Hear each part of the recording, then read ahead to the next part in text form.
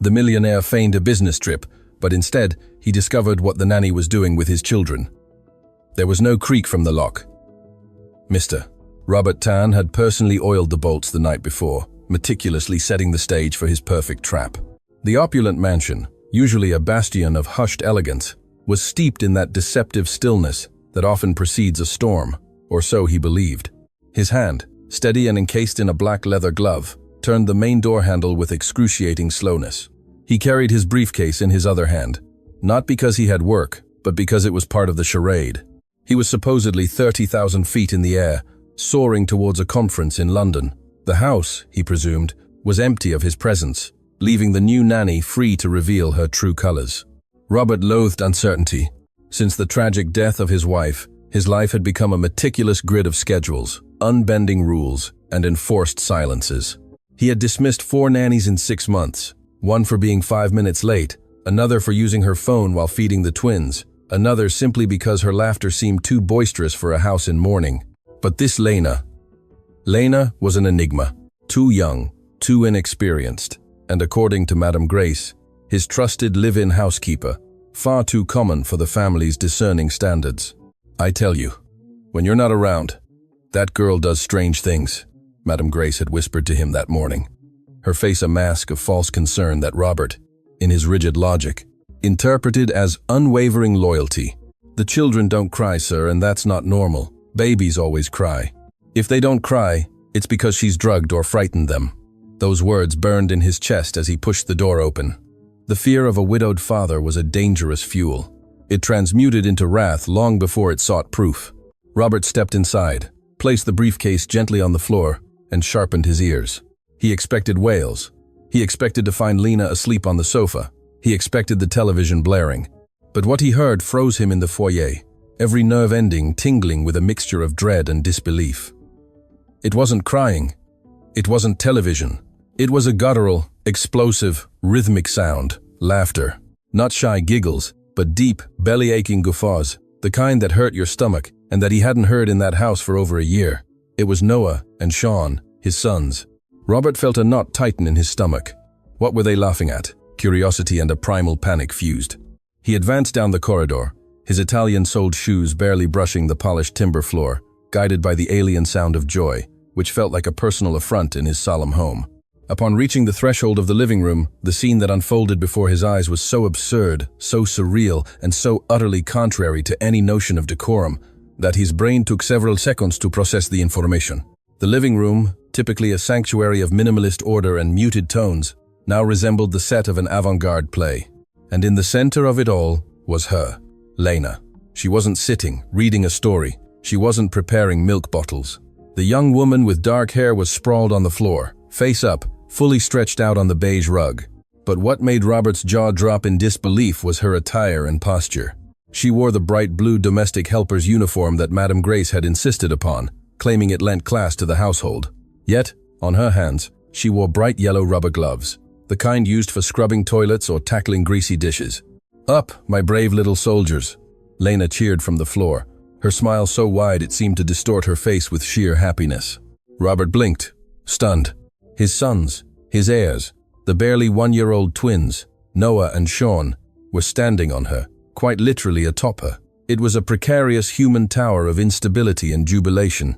Noah stood on the helper's chest, his colorful sneakers pressing into the embroidered logo of her uniform, while Sean balanced precariously on her stomach. The children were dressed in their light denim overalls and white t-shirts, looking like tiny acrobats drunk on adrenaline. "Beware the north wind," Lena exclaimed, moving her body to simulate a gentle earthquake. Sean, the smaller, more fragile twin, the one doctors had said had motor development challenges, the one who barely crawled when Robert was present, was there, upright, his legs trembling from the effort, but laughing with his mouth wide open, revealing his few white gums. The baby steadied himself by placing his chubby little hands on Lena's shoulders, using her as a balance bar, while his brother Noah raised his arms in the air as if he had just conquered Mount Everest. Natural light streamed through the large windows, illuminating the suspended dust stirred up by their joyful movement. It was an image of perfect chaos. Lena held the children's ankles with her brightly colored yellow-gloved hands, her legs extended and taut, acting as the solid base of this human house of cards. To any outsider, it would have been a photograph of pure love, of instinctive connection. But for Robert, filtered through the prism of his widowhood and obsession with control, this was an aberration. He saw germs on the gloves. He saw danger in the height. He saw disrespect in the floor. He saw a domestic helper turning his sons into circus acts. Blood rushed to his head. The shrewd businessman, the cold strategist, vanished. Only the terrified father and the offended employer remained. "What in the—" he first whispered, unable to raise his voice. At that moment, Lena made an airplane sound with her mouth, and the children erupted in a fresh wave of laughter, oblivious to the dark, rigid figure observing them from the doorway, briefcase forgotten, eyes blazing with fury. Robert felt that this happiness was an insult to his grief. How dared she make them laugh like that when he, their own father, couldn't coax even a smile from them? The spell shattered with the sound of Robert's voice. It wasn't a shout. It was a dry, authoritative thunderclap, loaded with venom. "Lena." The effect was immediate and catastrophic. The physical harmony that kept the three balanced depended entirely on concentration and calm. Hearing the roar of her name, Lena involuntarily spasmed with fright. Her body tensed against the floor. The twins, sensitive as radars to environmental tension, stopped laughing instantly. Their faces shifted from euphoria to terror in a fraction of a second. Sean, who was on the nanny's stomach, lost his footing as he sharply turned his head towards the door. His little legs failed him. The baby tilted dangerously to the right, towards the hard timber floor. "Look out!" Robert shouted, stepping forward, but he was too far to reach in time. But Lena didn't need to reach. She was already there.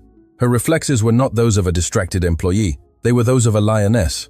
Before Robert could finish his exclamation, Lena had already released their ankles, and her hands, those hands in ridiculous yellow gloves, shot out like springs. With her right hand, she caught Sean mid-air, cradling his head against her chest before it touched the ground, and with her left arm, she encircled Noah's waist, pulling him towards her in a protective embrace. In one fluid movement, she rolled onto her back and sat up on the floor with both children pressed against her chest, gasping for breath. The twins, now safe but infected by the sudden fear that had flooded the room, burst into tears in unison, a piercing shriek of panic that drilled into Robert's ears. Robert strode across the living room, his face contorted. "Release my children," he ordered, reaching them and roughly snatching Noah from the nanny's arms. "Release them right now." Lena remained on the floor, her hands empty and trembling, looking up. She brushed a strand of hair from her face with the back of her yellow glove, her large, dark eyes filled with a mixture of fright and confusion. "Mr. Robert, you were supposed to—" she stammered, trying to catch her breath. "I was supposed to be on a trip." He cut her off, his voice echoing against the high walls. "And thank God I returned. What in heaven's name is this madness?" Robert held Noah, who writhed in his arms, stretching his tiny hands towards Lena and screaming, "Nah, nah, nah, nah." His son's rejection was like a physical slap to Robert. He clumsily placed the child on the sofa and turned to Lena, who was beginning to rise with difficulty. "Don't stand up," he snapped, pointing an accusing finger at her. "Stay where you belong, on the floor. Do you have any idea what could have happened? One more centimetre, and my son's head would have hit the coffee table." "Sir, I had it under control," Lena tried to explain, her voice breaking yet maintaining a strange dignity. "I never let them fall. We were doing exercises, motor skill exercises." Robert let out a bitter, humorless laugh. "You call that exercise? I saw you. You were sprawled like an animal, with those filthy toilet cleaning gloves, letting my children stomp all over you as if you were an old piece of furniture. The gloves are new, sir. I only use them for play because of the color. They like the color yellow. It helps them with visual focus," she said quickly, attempting to appeal to reason. "I am not interested in your cheap childcare excuses." Robert ran a hand through his hair, disheveled for the first time in years. The image of the children laughing with her and crying with him was gnawing at him from within. "I pay you a salary you wouldn't earn in 10 years anywhere else. I pay you to care for them, to educate them, to teach them manners and safety, not to stage a circus show in my living room." Robert looked around as if seeking witnesses to the atrocity. "Look at yourself. It's pathetic. A woman your age rolling around. What would people think if they walked in right now? What would my wife think if she saw the woman entrusted with her children, treating them like toys?" The mention of his deceased wife was a low blow. Lena lowered her gaze, biting her lower lip to suppress tears in front of him. She knew she shouldn't respond. She needed the job. Her ailing mother depended on that salary. But the cries of Sean, who was still on the floor, crawling towards her and clinging to her uniformed leg, gave her a strength she didn't know she possessed. "Sir," Lena said, and her tone shifted. It was no longer apologetic, it was a maternal plea. Sean was laughing. Noah was laughing. They haven't laughed like that in months. I didn't hear laughter. "Hysteria is not happiness, Lena," Robert thundered, blind to the truth.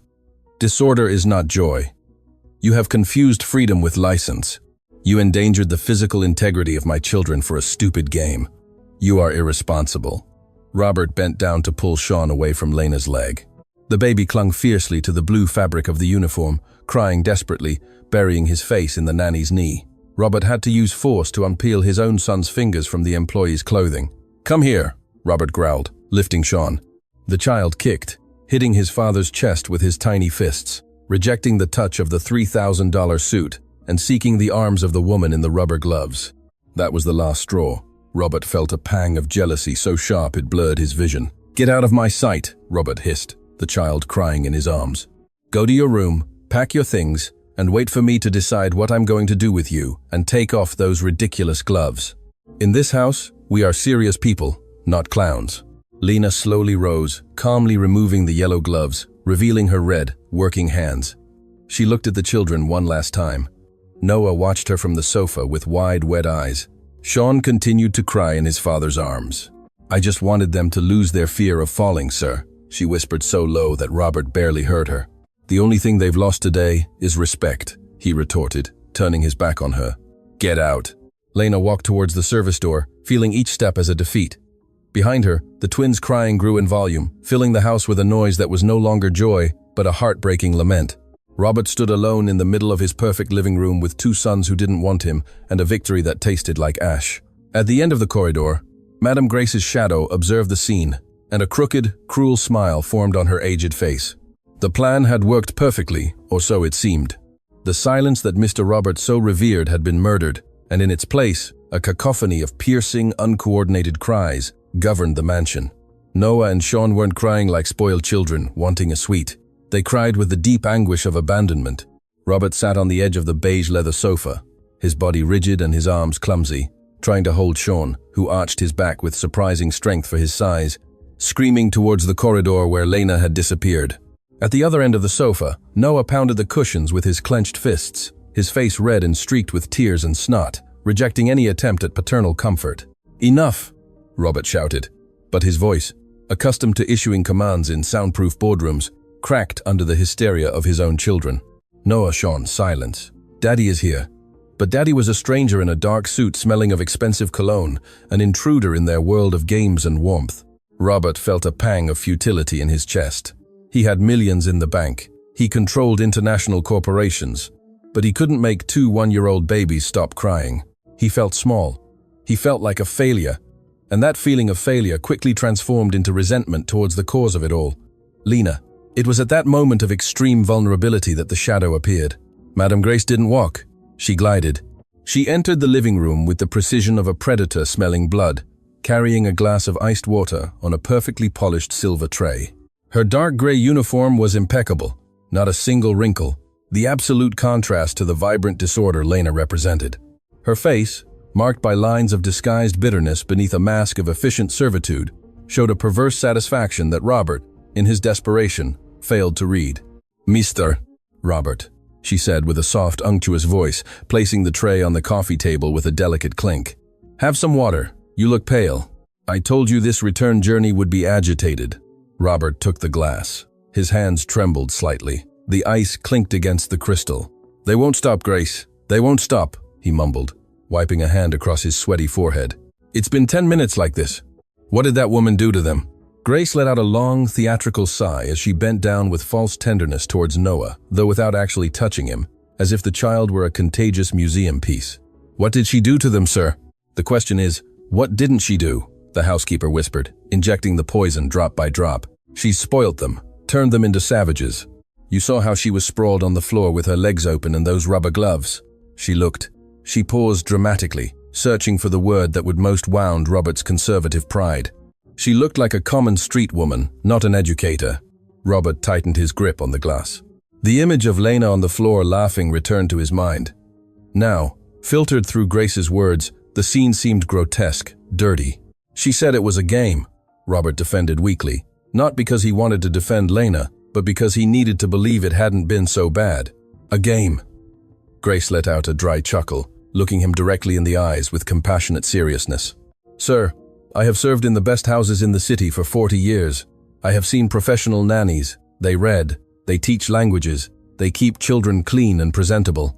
This girl, this Lena, comes from the gutter, sir, and the gutter is all she has to offer. Noah threw a wooden toy that hit Grace's shin. The woman barely flinched, but her eyes flashed with icy coldness towards the baby before she looked back at Robert with sweetness. Look at them, they're aggressive, they're out of control. That's what she teaches them, disobedience. She enjoys seeing you lose control, sir. It's her way of feeling powerful. These poor young girls always envy good people. She wants to be the mother. She wants to take the place of Madam. May she rest in peace. The mention of his deceased wife was the final trigger.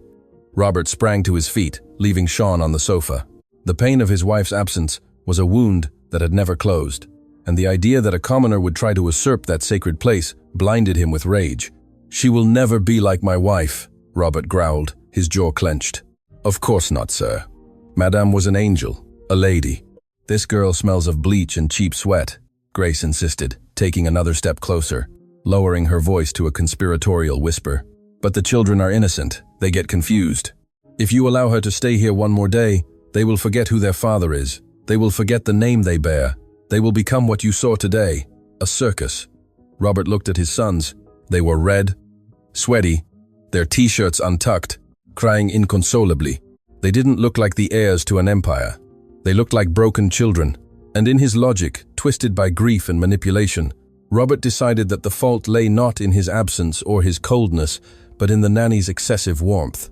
You're right, Grace, Robert said, regaining his upright posture, hardening his heart.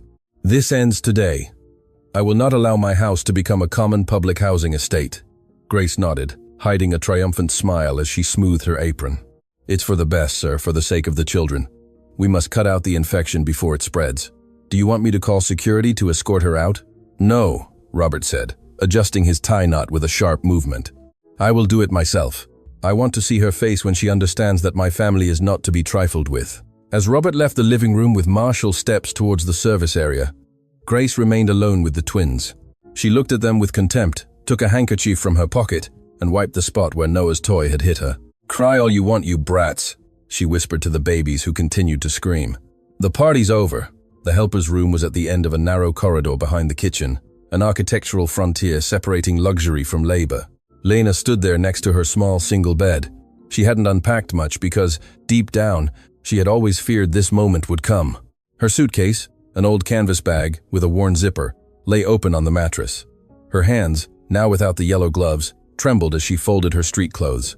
She wasn't crying over the dismissal. She had been dismissed before by demanding employers. She was crying because she could hear Noah and Sean's cries echoing through the house walls, calling for her. Each na-ena was a stab in her chest. She knew Sean needed his leg massage before his nap or his muscles would ache. She knew Noah needed his gray elephant song sung to him or he wouldn't sleep. And she knew that Mr. Robert, with all his wealth, knew none of these things.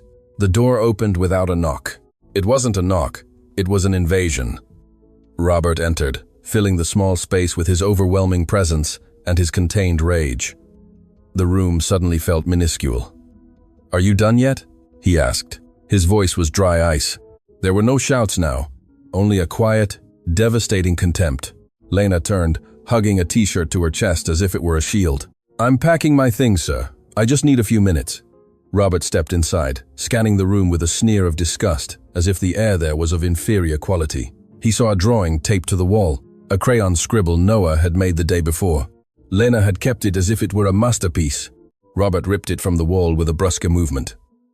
The sound of tearing paper was violent in the tense silence. Don't take anything that isn't yours, Robert said, crumpling the drawing and letting it fall to the floor like trash.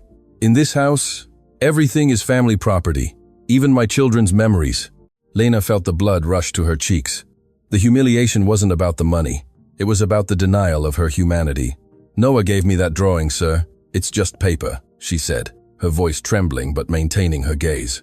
For you, it's a trophy, proof that you managed to manipulate them, Robert retorted, pulling a leather wallet from his inner pocket. He opened the wallet and took out a thick wad of bills without even counting them. Here you go. It's your full month salary, plus severance. It's much more than you deserve for the grotesque spectacle you staged in my living room today. He threw the bills onto the bed next to the open suitcase. The money fell haphazardly, some bills sliding to the floor. It was a calculated gesture to make her feel small. A commercial transaction to buy her silence and her disappearance.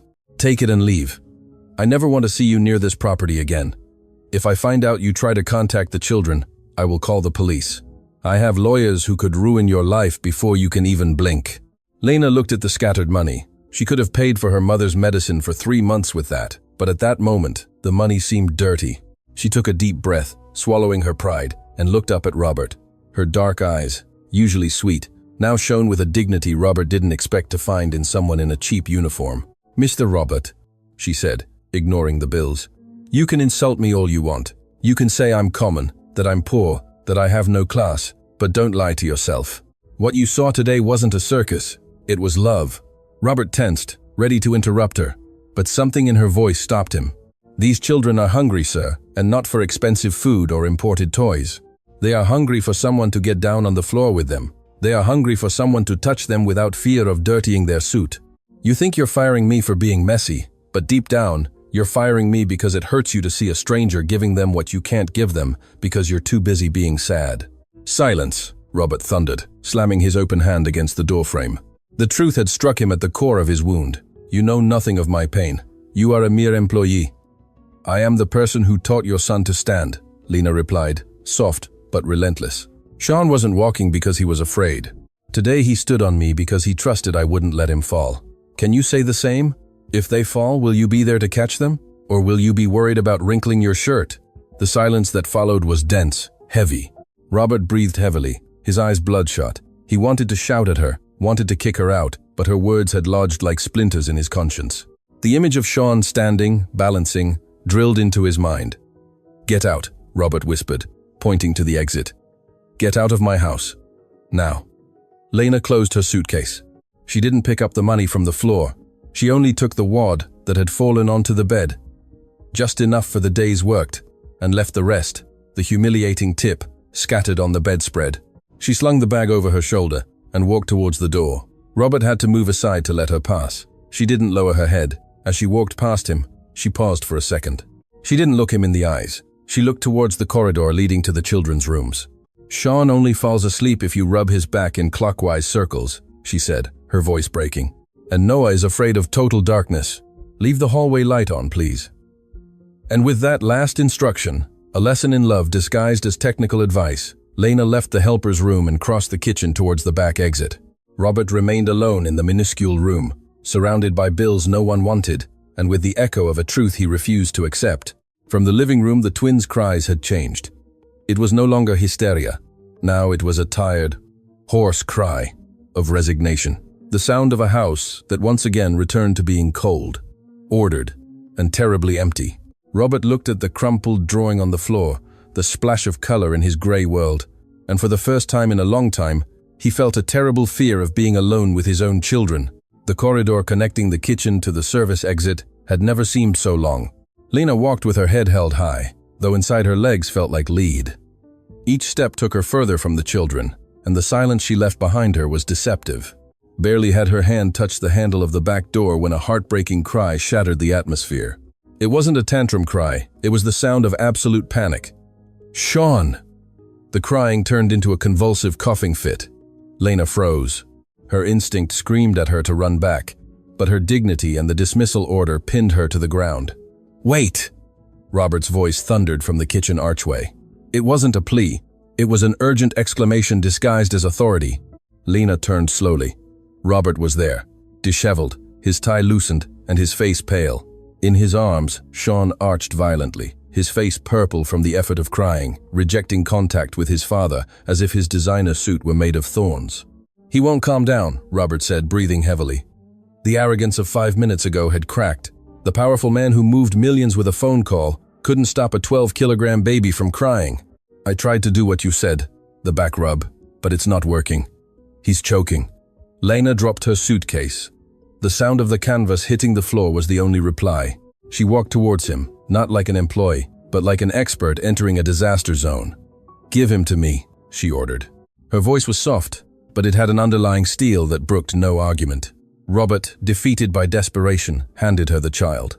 The instant Sean felt the scent of neutral soap and the texture of Lena's uniform, the change was miraculous. The baby buried his face in her neck. His tiny hands clutched the blue fabric with desperate strength, and the cries ceased, replaced by broken sobs and deep sighs of relief. Robert watched the scene, stunned. He felt a pang of jealousy, but also a corrosive doubt that was beginning to eat at his pride. "What do you do to them?" Robert asked, this time without anger, only with genuine confusion. "The best pediatricians in the country told me Sean is a distant child, that his motor condition frustrates him, that's why he's aggressive. But with you, he's a different child." Lena rocked Sean rhythmically, ignoring her employer's presence, focused on lowering the little one's heart rate. "His doctors read files, Mr. Robert." "I read your children," she replied without looking at him. "Sean isn't distant. Sean is afraid. Afraid that his legs won't respond. Afraid of falling and that no one will celebrate it. You saw a circus in the living room. Sean saw a challenge he could overcome." Robert ran a hand across his face, frustrated. "You mentioned earlier that he stood up. That's impossible." Dr. Lim was clear.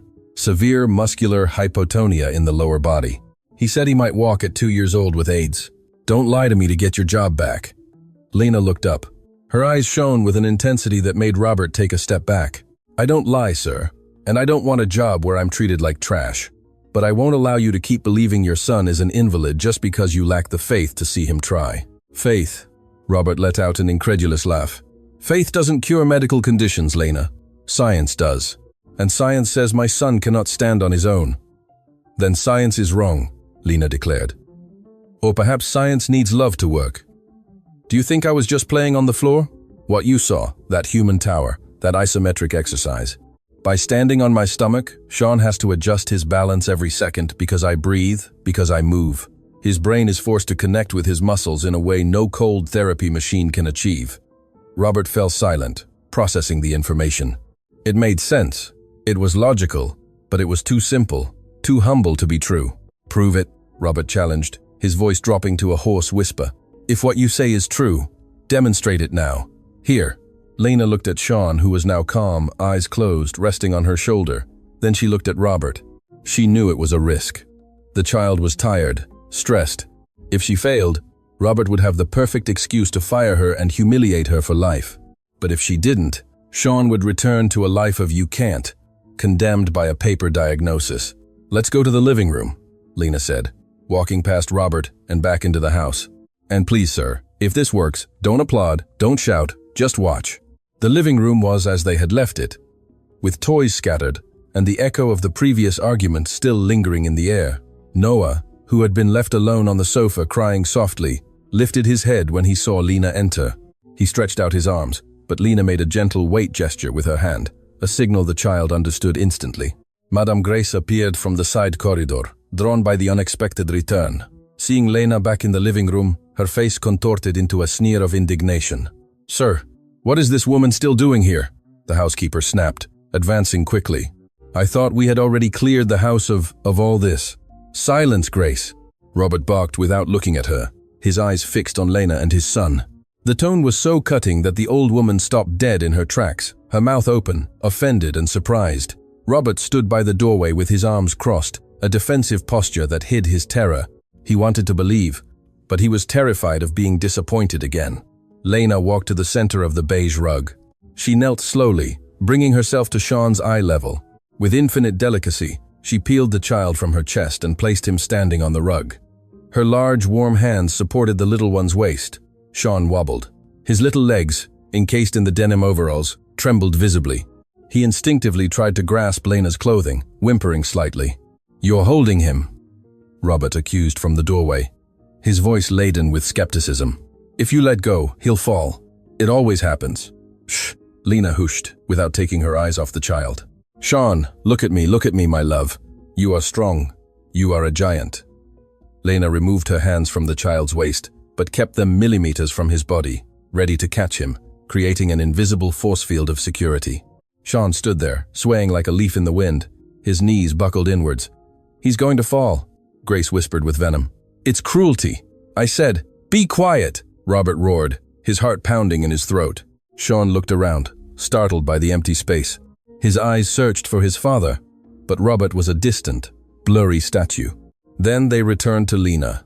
She was there, smiling that luminous smile that promised everything would be all right. She didn't look at him with pity. She looked at him with pride. Lena slowly backed away.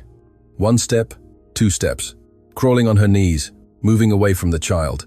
"Come, Sean," she whispered, extending her arms wide. "Come to Nana. Come for a hug." The distance was barely a meter, but for a child with hypotonia, it was an abyss. Sean let out a whimper of frustration, looked at his feet, looked at Lena, and then it happened. Sean clenched his tiny fists at his sides, his face furrowed in a gesture of absolute concentration. He took a deep breath, puffing out his small chest, and lifted his right foot.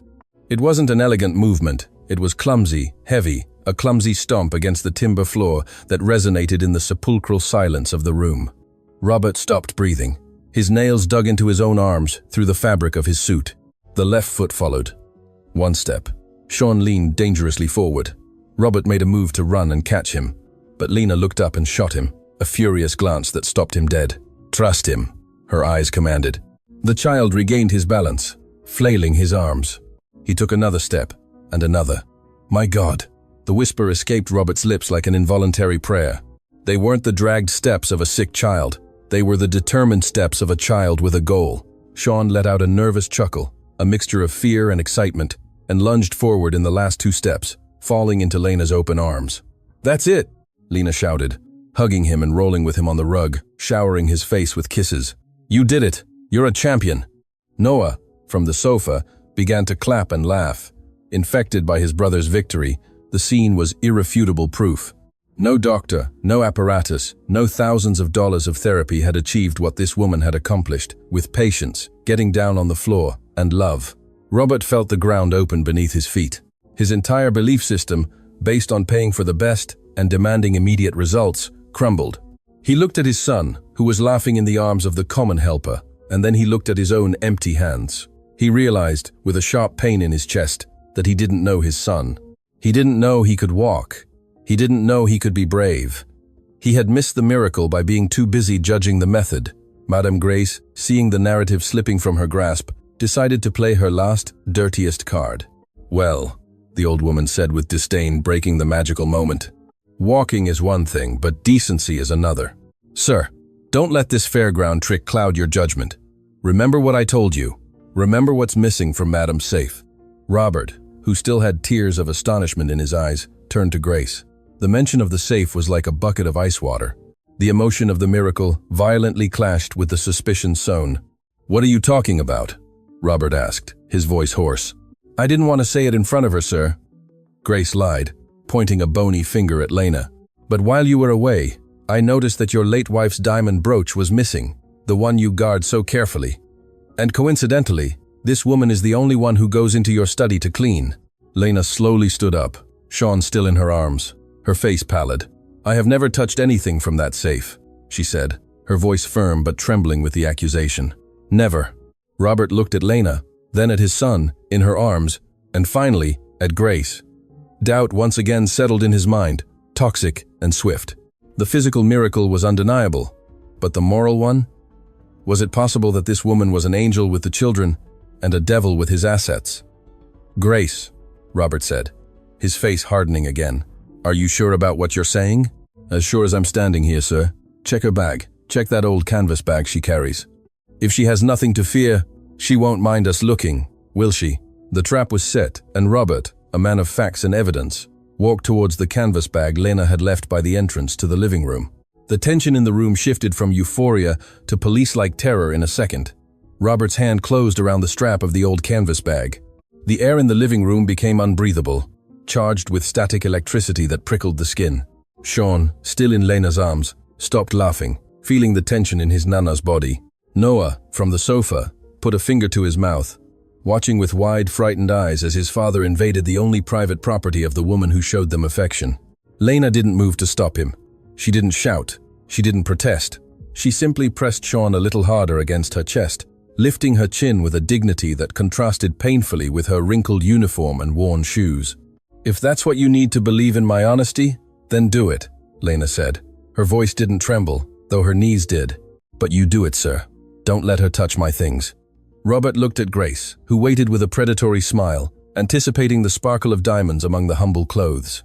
Then, with a sharp movement, Robert emptied the contents of the bag onto the glass coffee table, right next to the Ming vase that was worth more than his employee's entire life. Objects tumbled out, but there was no heavy sound of jewelry. A worn hairbrush with frayed bristles fell out. 2 pairs of white socks, mended at the heel, fell out. A box of hypertension pills with the generic pharmacy price tag still attached fell out, and a small, home-laminated photograph. Nothing else. No brooch, no money, nothing of material value. The silence that followed was deafening. Robert rummaged through the objects with his hand, hoping to find a false bottom, a secret pocket, something to justify the accusation and his own paranoia. But he only touched the dignified poverty of a hard-working woman. He picked up the photograph. It was a blurry image of an elderly woman in a wheelchair, smiling with the same warmth as Lena. On the back, a shaky handwriting read, "So you don't forget who you're fighting for, my daughter." Robert felt a sudden nausea. Shame crawled up his neck like a burn. He had violated the privacy of someone who only kept medicine for her mother and cherished memories.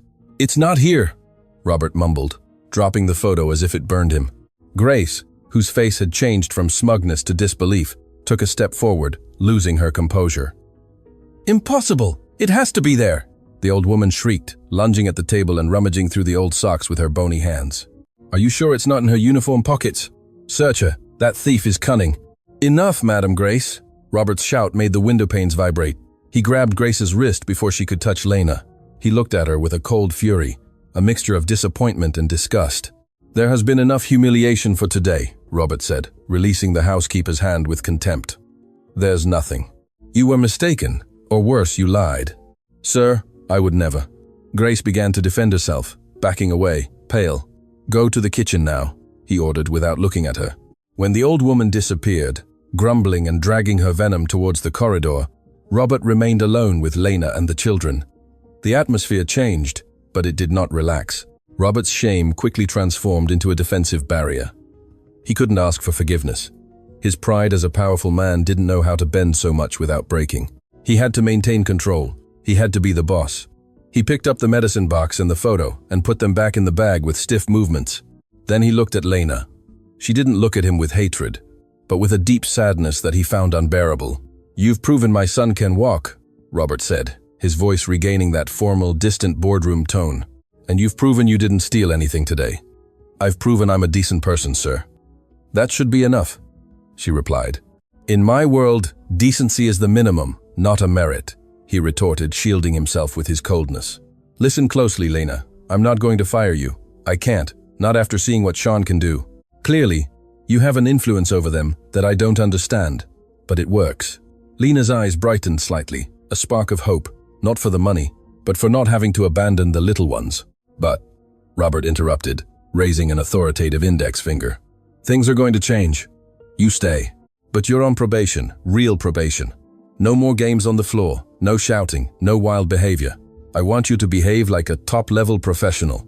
Robert walked around her, marking his territory. "You will wear a clean and ironed uniform always. The children will eat at the table, not on the sofa. If they play, it will be with educational toys, not building human towers. I want order, Lena. I want silence after 8 p.m. I want this house to be a respectable home again, not a playground. You have 1 week. If in 1 week I see a single yellow rubber glove lying in my living room, you leave without a cent. Understood?" It was a cruel deal. He was asking her to stay, but forbidding her from using the very tools, the play, the laughter, the uninhibited physical contact that had achieved the miracle. He was asking her to heal his children, but without loving them too much. Lena looked at Sean, who was playing with the buttons on her uniform. She knew that accepting these conditions was like trying to put out a fire with an eyedropper, but she looked at the child's legs, those legs that had just taken their first steps. If she left, those legs would atrophy again in a chair. "Understood, sir," she said softly. "I'll do it your way." "Good." Robert adjusted his tie, feeling falsely victorious. "Settle back in. Tomorrow I'll start working from my home office. I'll be watching every move. Don't disappoint me." Robert left the living room without looking back, taking his loneliness with him and leaving Lena with a bitter victory. She had the job, but her soul had been forbidden. The next 3 days were a velvet grey torture. The house, once punctuated by sudden bursts of laughter, had fallen under a suffocating blanket of correctness. Mr. Robert kept his word. He cancelled the rest of his London agenda and locked himself in his study, a dark, timber-panelled room on the first floor. The door left ajar just enough to hear what was happening downstairs. He sat in front of his computer, pretending to review balance sheets and contracts, but his senses were fully focused on the corridor and the living room. He was a spy in his own castle. He wanted to prove to himself that he was right, that order brought peace, that structure brought well-being, but what he heard was slowly killing him. He heard Lena's footsteps, rhythmic and soft. He heard her voice, now modulated, saying things like, "Sit properly, Noah. Don't throw food, my love. Mr. Robert will be upset." He heard the silence, a heavy, dense silence, only broken by an occasional brief whimper from the twins, a cry of boredom and frustration that Lena quickly calmed with a soft, "Shh, it's okay, it's okay." There were no guffaws, no running, no life. On the third day, curiosity outweighed pride. Robert rose from his ergonomic leather chair and tiptoed towards the door. He peered into the corridor leading to the internal balcony, from which he could see the living room below without being seen. The scene he witnessed shattered his preconceptions. The children were sitting on the rug, surrounded by expensive imported wooden toys and building blocks of neutral colors. They were clean, impeccable, their hair parted neatly. Lena sat in a chair, watching them, her hands crossed in her lap, exactly as he had ordered, like a true professional. It looked like a home decor magazine photo, perfect, cold, lifeless. Noah held a red block, looked at it with disinterest, and let it drop. Sean lay face down, sucking his thumb, his gaze lost on the ceiling. He wasn't trying to stand up, wasn't trying to walk. Why? There was no one on the floor waiting for him with open arms. Robert felt a sharp pain in his chest. Was this what he wanted? Children who looked like mannequins? Was this the decency Madame Grace so fiercely defended? Suddenly, Lena glanced at the wall clock. It was 11 a.m. She knew Robert usually had video conferences at that time and wore headphones. Believing the ogre was disconnected from the world, Lena transformed. It was subtle at first. She slid from the chair to the floor, not with noise, but like a cat. She silently removed her shoes, approached Sean, and whispered something in his ear. The child, who had looked like a withered plant moments before, opened his eyes wide, and a mischievous smile illuminated his face. Lena pulled from her pocket not the yellow gloves, but 2 socks with painted faces on the toes. She put them on her hands. "Hello, I'm Mr. Potato," Lena whispered, using a deep, ridiculous voice, moving her right hand in front of Noah's face. Noah let out a choked giggle, covering his mouth with his hands, as if he knew they were committing a crime. "And I'm Mrs. Tomato," she replied with her other hand, tickling Sean's tummy. The effect was electric. The room's energy shifted instantly. Color returned to the children's cheeks. Sean sat up, giggling softly, trying to catch Mr. Potato. Noah launched himself onto Lena's back, hugging her. Robert, from his hiding place above, watched as Lena rolled on the floor with them, but this time in complete silence. They played mime games, made exaggerated gestures, opened their mouths simulating war cries that emitted no sound, jumped on the cushions, landing with the softness of feathers. It was a clandestine dance of happiness. He watched as Lena helped Sean stand up. Without saying a word, she offered her hands, now disguised as puppets. Sean stood, trembling but determined, and took 3 steps towards her, biting his tongue with concentration and joy. "Bravo." Lena gestured silently, applauding soundlessly. Robert retreated from the balcony, his back pressed against the corridor wall. His heart pounded. He realized he was the villain of this story. He had created a gilded cage where happiness had to be smuggled in as if it were illegal. Lena wasn't disobeying out of rebellion. She was disobeying out of love. She was saving his children from the sadness he himself imposed. He looked down at his own hands. They were clean, well manicured, perfect, and empty. He had never played sock puppets. He had never rolled on the floor. His wife, Laura, used to tell him, "Robert, the house can be cleaned, but childhood never returns." He had forgotten. Just as he was about to go down, unsure whether to join them, perhaps to ask for forgiveness, a shadow crossed his peripheral vision. Madame Grace was at the end of the opposite corridor. She hadn't seen Robert spying. She, too, was spying on the living room below, but her expression was not one of revelation or tenderness. Her eyes were narrowed, fixed on the mute happiness of Lena and the children. In her hands, Grace clutched a cleaning rag so tightly that her knuckles were white. Robert watched as the old woman turned and silently entered the master bedroom, Robert's bedroom, where the safe was kept. An alarm sounded in Robert's head, not a robbery alarm, but something far more sinister. He remembered the accusation about the brooch. He remembered the certainty with which Grace had demanded to search the bag. And now, seeing her furtively enter his room while Lena was distracted downstairs, Robert didn't go down to the living room. Instead, he removed his Italian-soled shoes to make no sound. He became the silent hunter his house needed. He walked towards his own room, stopping just before the doorframe, holding his breath. What he saw through the crack left him cold, colder than any previous slight. Grace wasn't cleaning. Grace was in front of his bedside table with the small velvet box, where he kept his grandfather's gold watch, and the diamond brooch that was supposedly already missing. The old woman opened the box. The sparkle of the diamonds flashed in the gloom, but she didn't pocket it to steal it. She held it in her hand, looked at it with hatred, and then left the room, but not towards the exit. She headed towards the hallway cupboard, where Lena hung her coat and left her canvas bag while working. Robert understood everything in a second of brutal clarity. There had been no theft. There was going to be a setup. Grace didn't want the money. She wanted Lena's destruction, and she was about to execute the final phase of her plan. Just as Robert was beginning to see the light, the millionaire felt a new kind of rage, different. It wasn't the hot, reactive anger of the offended father. It was the cold, calculating, lethal fury of the businessman who discovers he has been betrayed by his right-hand person. He retreated into the shadows of the corridor, letting Grace pass by with the brooch in hand, heading towards Lena's bag. "Do it," Robert whispered to himself, his dark eyes fixed on the old woman's back. "Dig your own grave, Grace. Today, the tyranny in this house ends." But before acting, he needed definitive proof. He needed the crime to be consummated, so there would be no excuses. No, it was a misunderstanding. No crocodile tears, from a 40-year veteran employee. Robert returned to his study, turned on the internal security camera, monitored the ones Grace thought he never watched, and pressed the record button. The war for the soul of the house had begun, and Robert, for the first time, knew which side he had to fight on.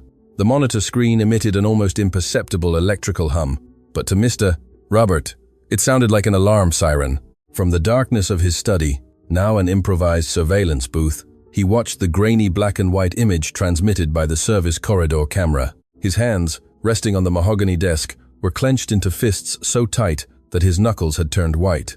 On the monitor, Madame Grace was not the subservient old woman carrying tea. She was a furtive shadow. Robert watched her stop in front of the built-in cupboard where Lena kept her canvas bag. The woman looked to both sides of the corridor, an instinctive gesture of guilt, verifying that there were no eyewitnesses. She didn't know that her employer's digital eye was dissecting her from upstairs. Grace took the brooch from her pocket. Through the screen, the sparkle of the diamonds was barely a point of white light, but Robert recognized the shape. It was the butterfly brooch he had given his wife, Laura, on their last anniversary. Seeing that jewel, a symbol of pure and tragic love, in the venomous hands of his housekeeper, caused him a physical retch of repulsion. With quick, nervous movements, Grace unzipped Lena's bag. She plunged her hand deep inside, searching for a secure hiding place among the nanny's humble clothes. Robert held his breath, feeling a mix of morbid fascination and volcanic fury. He was witnessing a crime in real time. He was watching how a lie, destined to destroy an innocent life, was being fabricated. Grace withdrew her hand, closed the bag, and smoothed the fabric to erase any trace of her manipulation. Then she ran a hand through her gray hair, composed her face into that mask of pious severity she usually wore, and walked towards the living room. Robert sank back into his chair, exhaling the air he had held. The recording continued to run. He had the proof, he had the smoking gun, but what he felt was not relief. It was corrosive guilt. How many times had this happened before? He remembered the helper from 3 months ago, the one who lost a silver watch. He remembered the young girl who was fired because she had supposedly broken a Ming vase, on purpose. Grace had always been the witness, the discoverer, the savior of the family heritage. "I've been blind," Robert mumbled, running his hands over his face. "I've let a viper guard my nest." Downstairs in the living room, the atmosphere remained one of clandestine peace. Lena, oblivious to the storm brewing, continued to play with the twins. Robert could imagine their smiles. He could feel the warmth they radiated, even through the walls and floor that separated them.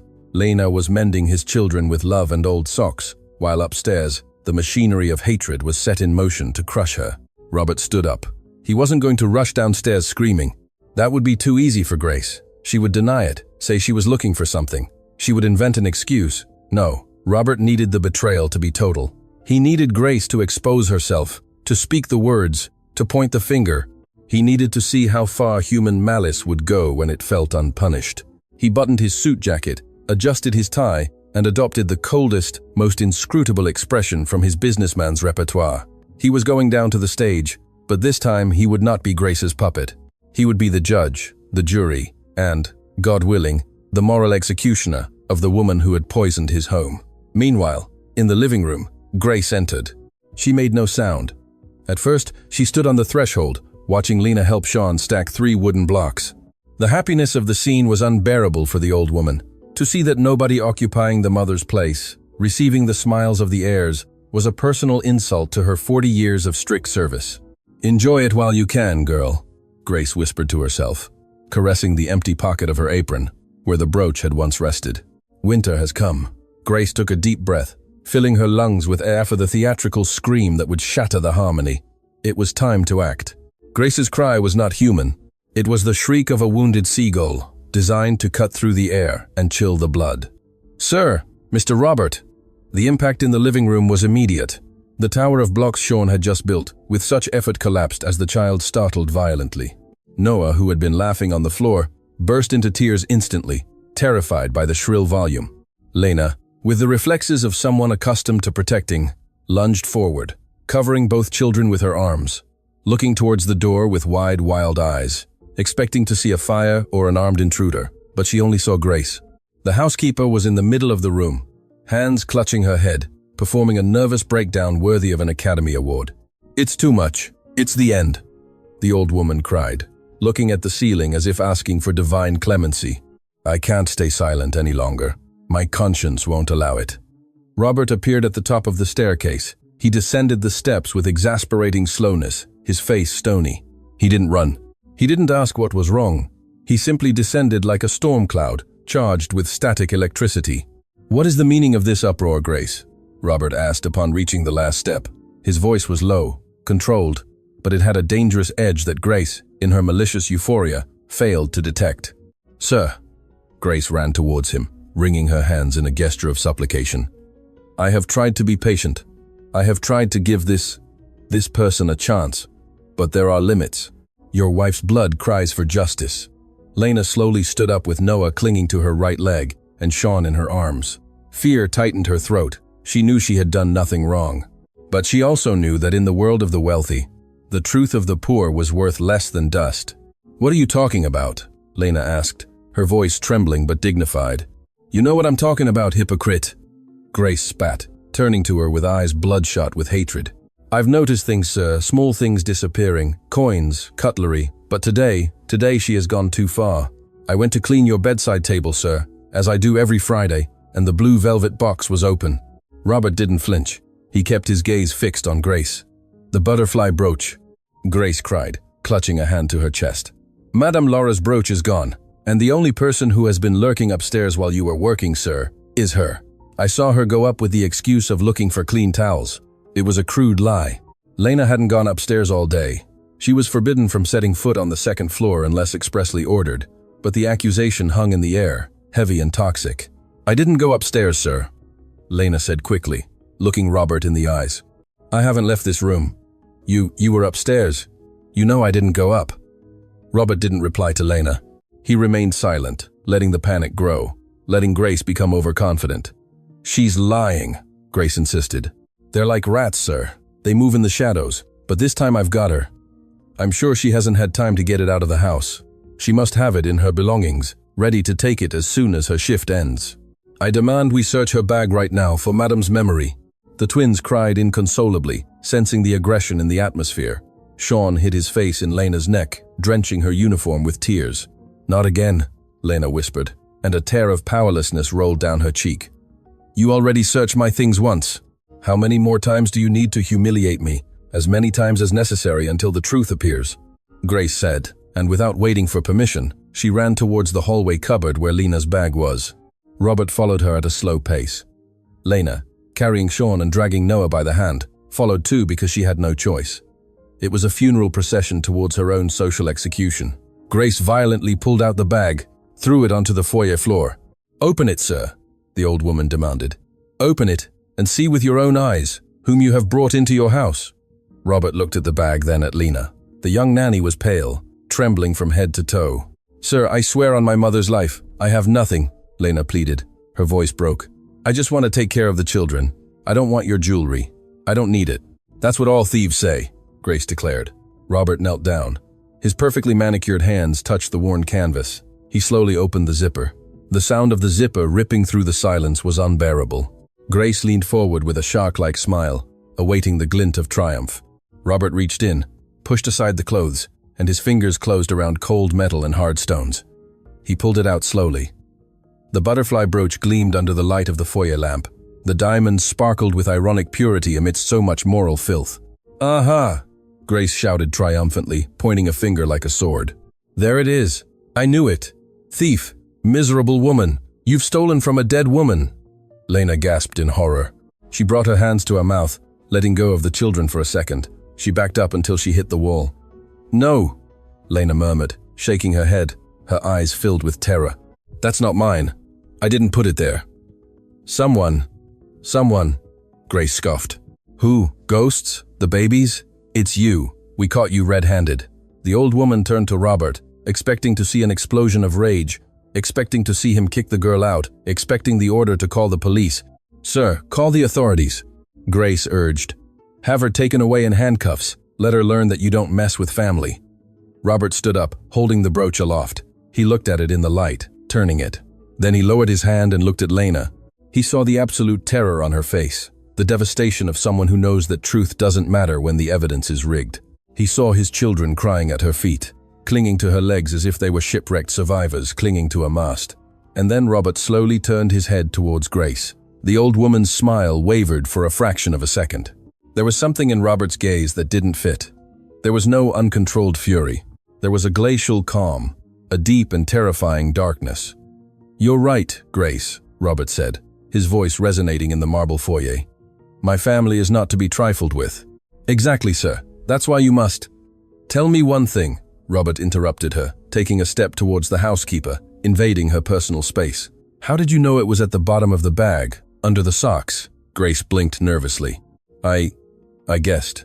Thieves always hide things at the bottom. It's instinct, sir." "Instinct," Robert repeated, savoring the word with disgust. "Curious instinct, because from where you were standing, it was impossible to see the bottom of the bag before I reached in." The air in the room changed. Grace's trap had closed, but she still didn't realize her own foot was caught in the snare. "Sir, what are you implying?" Grace asked, her voice losing strength. "The evidence is right there. She stole it." "The evidence is there, yes," Robert said, squeezing the brooch in his fist. "But the truth is something far more complicated, don't you think?" Lena watched the scene, confused, her heart pounding. Why wasn't he yelling at her? Why was he looking at Grace with that predatory intensity? "Lena," Robert said, without taking his eyes off the old woman. "Take the children, lead them to their room, close the door, and cover their ears." "Sir, Lena tried to speak. "Do it," Robert ordered, and this time he shouted, but not with anger towards her, but with an urgency of protection. Lena, trembling, carried Sean and took Noah by the hand, running upstairs, fleeing the nightmare. When the sound of the children's footsteps faded and the click of the bedroom door closing was heard, Robert was left alone with Grace in the foyer. The silence was absolute. Grace took a step back, feeling real fear for the first time. "Sir, you're scaring me. We should call the police and end this." "Oh, don't worry, Grace," Robert said, pulling his mobile phone from his pocket with his free hand. "We're going to end this, but I won't call the police just yet. First, I want to show you a movie, a very interesting movie I just filmed." Robert unlocked the phone. His fingers moved across the screen, searching for the file connected to the security cloud. "Movie?" Grace asked with a threat of a voice. Robert turned the phone screen towards her. "Look," he whispered. On the small, bright screen, the service corridor was visible in black and white. An elderly woman in a gray uniform was seen looking around. She was seen taking a shining brooch from her pocket. She was seen opening the bag. Grace's face crumpled. The mask of the loyal servant melted, revealing the naked terror of a discovered criminal. Her knees knocked together. "Sir, I can explain it," she stammered, backing towards the door. There's nothing to explain, Robert said, advancing towards her relentlessly. What needs to be decided now is whether you will leave this house walking or in a police patrol car. The climax had arrived, but not as Grace had written it. Divine Justice had just entered the foyer, and it wore a suit and tie. The phone kept replaying the video on a loop, over and over, showing the betrayal in black and white. Madame Grace stared at the screen as if it were a mirror reflecting her own rotten soul, and for the first time in decades, she had no quick answer, no sharp lie, no pious excuse. 40 years, the old woman whispered, her voice trembling, not from repentance, but from impotent rage. I've given 40 years of my life to this family. I've cleaned up your messes, I've kept your secrets, and you're going to throw me out for a piece of metal? For a trinket? Robert slowly put the phone back in his pocket. The calm he felt was terrifying, even to himself. It was the calm of someone who has survived a shipwreck and sees the shore. I'm not throwing you out for the metal, Grace, Robert said, taking a step towards the main door and opening it wide. The night air entered the cold, clean foyer. I'm throwing you out because you tried to destroy an innocent person to feed your ego. I'm throwing you out because you turned my grief into a dictatorship. I'm throwing you out because in trying to protect my home, you turned it into a prison. Grace straightened up. If she was going to fall, she wouldn't do it on her knees. Her face hardened, regaining that mask of aristocratic disdain she had copied from her former employers. I do what I do for the good of the lineage. She spat, smoothing her apron with furious hands. That girl, that nobody, she's going to ruin those children, make them weak, soft, like her. You think you've won, Mr. Robert, but you're left alone with chaos. When those children grow up and don't know how to behave in society, you'll remember me. I'd rather they be happy than decent like you, Robert retorted, gesturing towards the darkness of the street. Out. You have 10 minutes to get your things off my property. If in 11 minutes you are still here, I will call the police and show them the video. And believe me, judges don't like jewel thieves, no matter how old they are. Grace let out a scoff of contempt. She walked towards the door, her hard-soled shoes echoing for the last time on the marble she had polished so much. Upon reaching the threshold, she stopped and turned. Her eyes were two wells of bitterness. Madame Laura would never have allowed this. She launched her last poisoned dart. Robert felt the hit, but this time he didn't bleed. Madame Laura, Robert said with a firm voice, would have dismissed anyone who made her children cry. Goodbye, Grace. The old woman walked out into the night without looking back. Robert closed the door. The dry click of the lock echoed throughout the house, a definitive sound. The silence that followed was not the oppressive silence from before.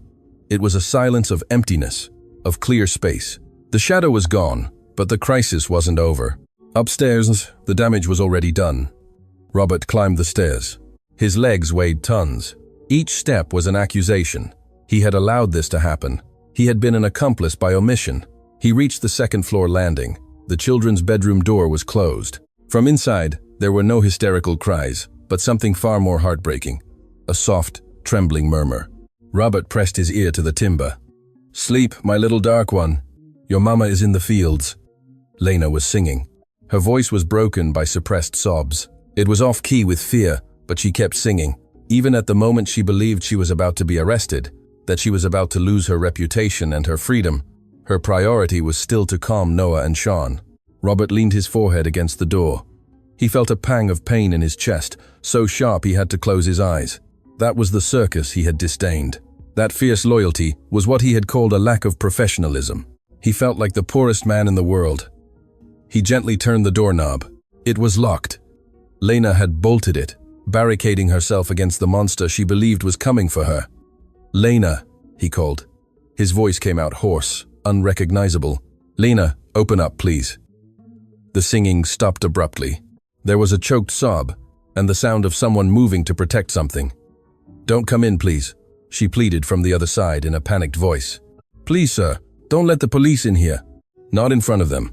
I'll come out. I'll surrender. But don't scare the children. The plea shattered his soul. She was negotiating her own capture to protect his children's innocence. There's no police, Lena, Robert said, pressing his open hand flat against the timber. Grace is gone. It's over. Open the door. I need you to see something. There was a long, tense silence. Robert could hear her agitated breathing on the other side. Finally, the latch clicked. The door opened a few centimeters. Lena peered out. Her eyes were swollen and red, her makeup smudged, her hair disheveled. She held Sean in one arm like a shield, and Noah clung to her leg, hidden behind her skirt. She looked at him with terror, expecting the trap, expecting handcuffs. Robert didn't push the door. He remained in the corridor, respecting her space, his hands open and empty to show he brought nothing but his own shame. "She's gone," he repeated. "I fired her." Lena blinked in confusion, hugging the baby tighter. "You fired her, but the brooch, she said that she put it there." Robert pulled out his phone again. "I have it recorded. I saw everything." Lena looked at the phone, then at Robert. Her shoulders, which had been tense as violin strings, slumped.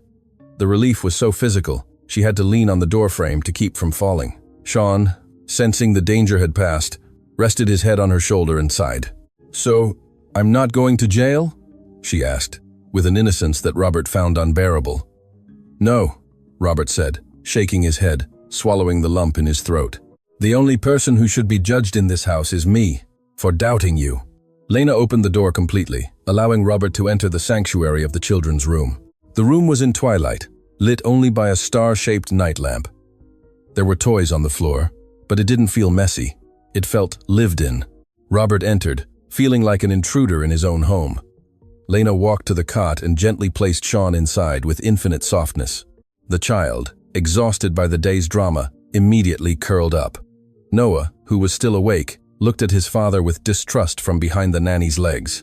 "Forgive me, sir," Lena said, wiping away tears with the back of her hand. "I was so scared. My mother depends on me. If I go to jail, she'll die." Robert sat in a low chair, one of those small chairs for reading stories that he never used.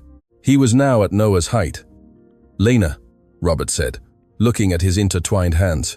"Don't ask me for forgiveness. Never ask me for forgiveness again." Robert looked up. His eyes, usually cold and analytical, were moist. "I saw the video of the theft. Yes, but afterward, I kept watching more." Lena tensed slightly. "More? I reviewed last week's recordings, from the days I was away on my trip and you thought you were alone," Robert confessed. Lena lowered her head in shame. "Sir, I know we danced in the kitchen and that I let Noah eat ice cream on the rug. I cleaned it, I swear." "I wasn't looking at the stains, Lena," Robert interrupted her gently. "I was looking at my children." Robert took out his tablet, which he had brought with him from the study, and turned it on. The bluish light illuminated his tired face. He searched for a file and pressed play. He turned the screen so Lena could see it. It was a recording from 2 days ago. In the image, Lena was sitting on the living room floor with a giant book open. Noah and Sean sat beside her, mesmerized. Lena didn't just read. She acted, made voices, moved her arms, transformed into the monster and the princess. But what Robert pointed to wasn't Lena, but the children. "Look at Noah," Robert said, pointing to the screen. "Look how he looks at you." In the video, Noah looked at Lena with absolute adoration, copied her gestures, laughed before she finished the joke. And Sean, the child who supposedly couldn't move, was trying to climb on Lena's back to see the book better, using a strength and coordination that doctors said he didn't have. "I didn't know Noah knew how to clap," Robert whispered, his voice breaking. "I saw it in the video. He learned to clap last Tuesday with you. I missed it." He moved to the next video. It was the mealtime scene. Lena was making the airplane with the spoon. The children ate vegetables without protesting, laughing. "I didn't know Sean liked broccoli," Robert continued, and a solitary tear rolled down his cheek. "With me, he spits it out. With you, he eats it laughing." Robert turned off the tablet and placed it on the floor. He covered his face with his hands. The wall of ice finally broke. The millionaire, the Iron Man, began to weep, a silent, deep cry that shook his shoulders. "I thought I gave them everything," Robert sobbed. "The best house, the best clothes, the best doctors. And you arrived with rubber gloves and old socks and gave them the only thing I didn't know how to give them. Life." Lena remained paralyzed. She had never seen a man like him, so powerful, break down like this. The instinct that made her care for the children activated towards the father. She approached slowly, hesitating. "Sir, you love them," she said softly. "That's what's important. Love is learned, just as Sean learned to walk. You just need to lose the fear of getting down on the floor." Robert lifted his red, wet face. He looked at Noah, who had approached curiously upon seeing his father cry. The child, with that pure empathy of childhood, stretched out his tiny hand and touched Robert's knee. "Daddy, owie," Noah said. It was a shot to the heart. Yes, Noah. Daddy has a lot of owie right here, Robert said, touching his chest. Without thinking, Robert did something he hadn't done since his wife's funeral. He slid from the chair and sat on the floor, on the rug, at the same level as his son and the nanny. He didn't care that his $3,000 suit trousers wrinkled. He didn't care about dignity. He extended his arms towards Noah. The child hesitated for a second, looking at Lena. She nodded with a warm smile, giving him permission. Noah walked towards his father and allowed himself to be hugged. Robert buried his face in his son's hair, smelling of baby shampoo and innocence. Lena, Robert said from the floor without letting go of the child. I don't want you to work for me. Lena felt a sudden chill. After all this, he was firing her. Sir, I don't want you to be my employee, Robert corrected, looking up. His eyes no longer held barriers. I want you to be part of this family. I want you to teach me, not how to clean or tidy.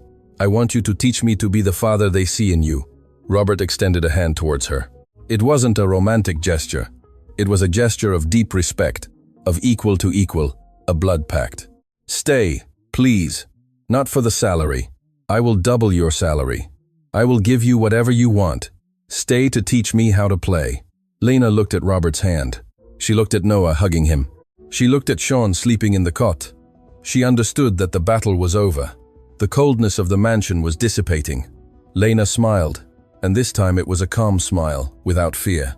I'll stay, sir, she said, taking Robert's hand. But on one condition. Anything, he said quickly. Tomorrow you wear the sock puppets. I'll be the audience. Robert let out a laugh, a real laugh. Rusting, but genuine. It sounded strange in that room accustomed to silence. Deal, he said. And at that moment, under the dim light of the star lamp, with the rich father on the floor and the poor nanny standing, the true fortune of that house was sealed. It wasn't in the safe, it was on the rug. The next morning did not dawn like any other in the mansion. Usually, the sun entered through the reinforced windows, illuminating dust particles in a mausoleum's silence. But today, the sun seemed to enter with permission to touch everything. Robert descended to the kitchen at 8 o'clock, as his biological clock dictated. However, for the first time in 5 years, he wasn't wearing his Italian-cut navy suit, nor the silk tie tightened around his neck like an elegant noose. He wore gray tracksuit bottoms and a white cotton t-shirt, clothes he had rescued from the bottom of a forgotten drawer, vestiges of a time when he too knew what a lazy Sunday felt like. Upon entering the kitchen, the scent was not that of the bitter black coffee that Madame Grace used to serve him in solitude. It smelled of vanilla, warm milk, and toast. Lena was there, her back to him, humming a soft tune while stirring a pan. Noah was in his high chair, his face smeared with fruit puree, banging the tray with a plastic spoon. Upon seeing his father, the child stopped. There was a second of hesitation, a conditioned reflex from months of coldness, but Robert, instead of ignoring him or demanding silence, did something that changed the room's atmosphere. He winked at him. "Good morning, champion," Robert said, approaching the high chair. Noah let out a nervous giggle and banged the table again, this time with enthusiasm. Lena turned, surprised by her employer's informality. "Good morning, Mr. Robert," she said, drying her hands on her apron. Her eyes still had a slight trace of swelling from the previous night's crying, but her gaze was clear and calm. "I didn't know you'd be down so early. Coffee is almost ready." "I don't want coffee, Lena," he replied, sitting in one of the kitchen chairs, not at the head of the formal dining table. "Today I want what they're having," Lena smiled. A smile that illuminated the kitchen more than the halogen lights. "Banana porridge with biscuits?" she asked, amused. "If that's what gives you energy to keep up with these two, then yes, porridge," Robert said, taking the spoon Noah offered him. That breakfast marked the end of an era and the beginning of another. There were no business meetings, no calls to London. Robert spent the morning learning, and it was the hardest lesson of his life. He discovered that running a multinational corporation was child's play, compared to changing a moving diaper or convincing Sean not to put a Lego piece up his nose. Mid-morning, the front doorbell rang. The dry sound reverberated through the house. Robert tensed. Lena, who was on the floor helping Sean stretch his legs, looked up with apprehension. "It must be her," Lena whispered. Grace had threatened to return for the rest of her things. Robert stood up. His posture shifted. The playful father disappeared for a second, and the man of steel returned. But this time, the steel was a shield for his family. "Stay here," he ordered gently. "I'll handle it." Robert walked towards the entrance. Upon opening the door, he found not Grace, but a courier with a package, and behind him, on the pavement, a police patrol car that had come to take a statement regarding the attempted theft report that Grace, in her delirium of revenge, had tried to lodge against Lena that very morning, claiming wrongful dismissal. The old woman's audacity knew no bounds. Even outside the house, she tried to continue manipulating reality. Robert stepped onto the porch. The police officer approached, notebook in hand. "Good morning, sir. We have a report from a Madam Grace M. She says your employee verbally assaulted her and stole from her." Robert raised his hand, stopping the officer with a gesture of absolute authority. "Officer," Robert said in a calm voice, "Madam Grace was dismissed yesterday for sustained theft and defamation. I have high-definition security recordings that show her personally removing jewelry from my safe to incriminate the nanny. If she wishes to proceed with that false report, I will be delighted to hand you the thumb drive with the evidence right now, so you can proceed with her immediate arrest for false reporting and domestic theft."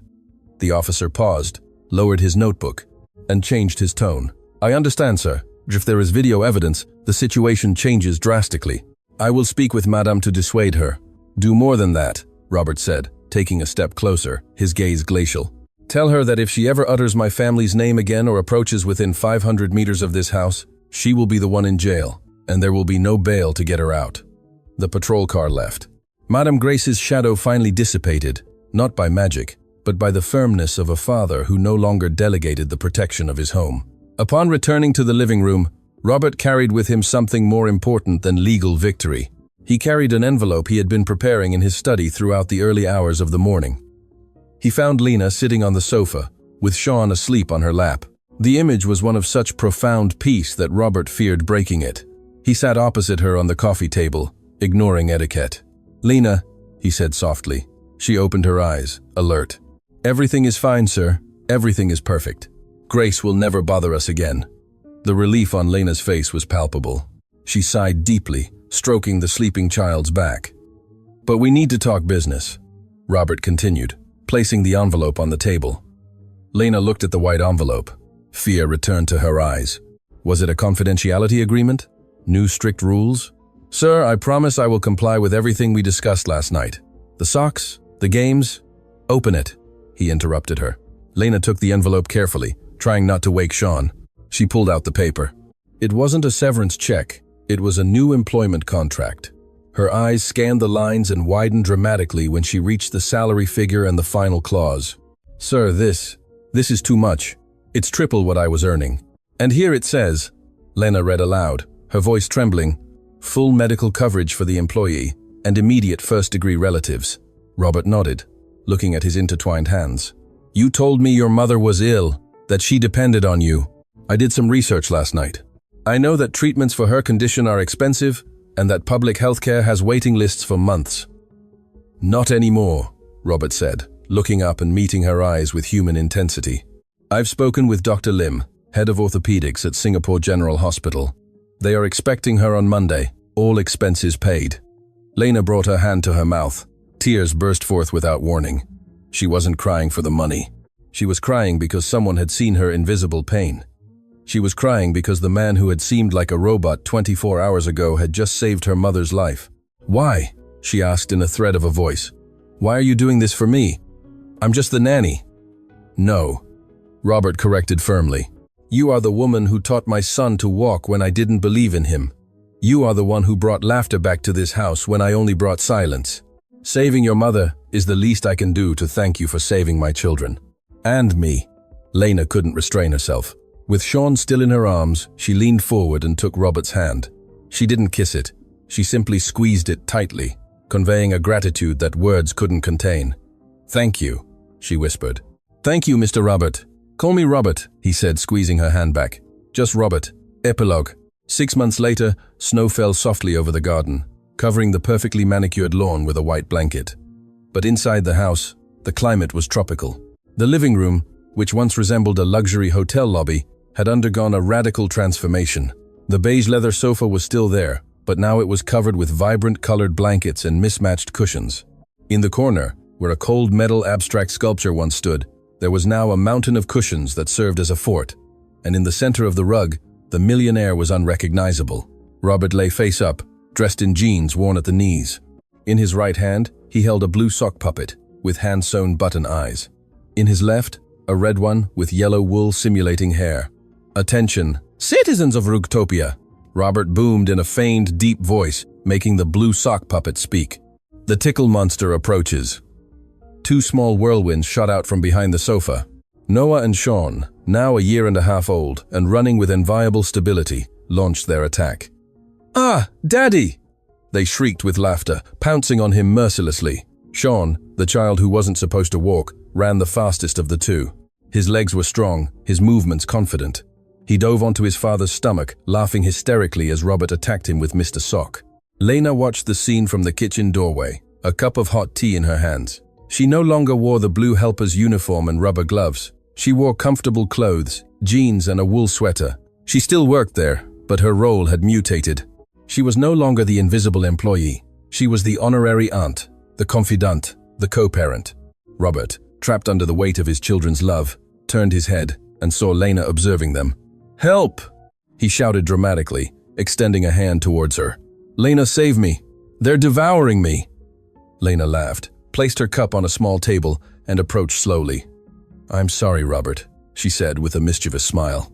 "In the jungle of the living room, only the strongest survive." And instead of helping him, Lena also threw herself onto the floor, joining the tickle battle. The four rolled on the expensive rug, an indistinguishable mass of arms, legs, and laughter. At that moment, if someone had taken a photo, they wouldn't have been able to distinguish who owned the mansion and who was the employee. They would only have seen a family, a strange, patched-up family, whose broken pieces had been joined with the strongest glue in the world, time shared on the floor. The camera slowly pulls away, exiting through the large window, showing the house illuminated in the middle of the winter night. It was no longer the quietest and most elegant house in the neighborhood. It was the loudest and undoubtedly the richest in spirit.